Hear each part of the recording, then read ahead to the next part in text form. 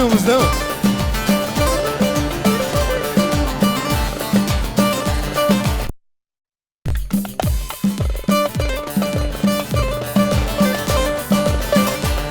Halime kız caya caya gidiyor.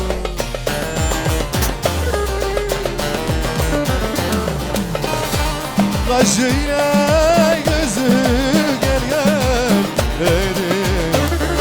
Ses alma gel boylarına bakayım aman.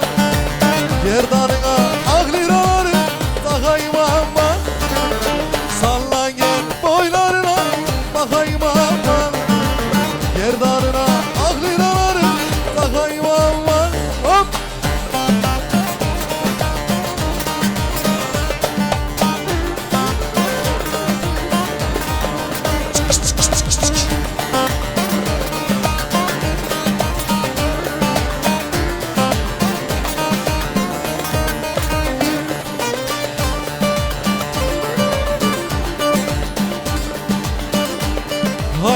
Halime'nin çayda buldum ana izini.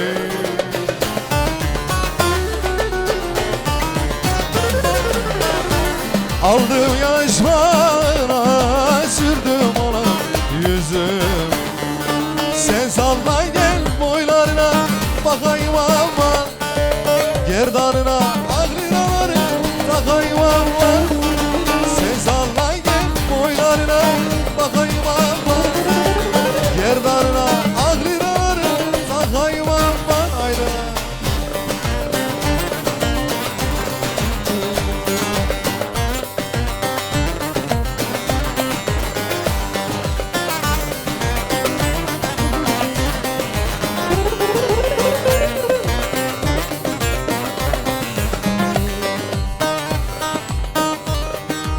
Aşkın ateşine dalar dayanmaz. Aşkı bilmeyen gönülden anlamaz. Aşk bir hastalıktır tabip anlamaz. Bana yardan başka, sana benden başka, sana benden başka çare bulun. Haydi beraber.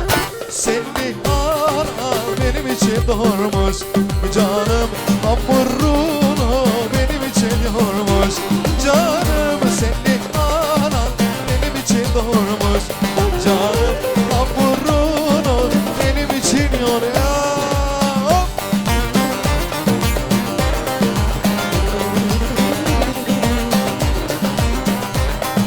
Hale hop.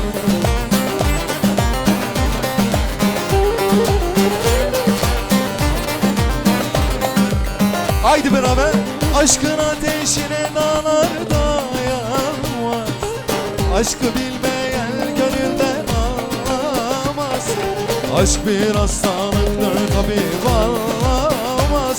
Bana yardan başka, sana benden başka, bana senden başka çare bulun. Beraber as.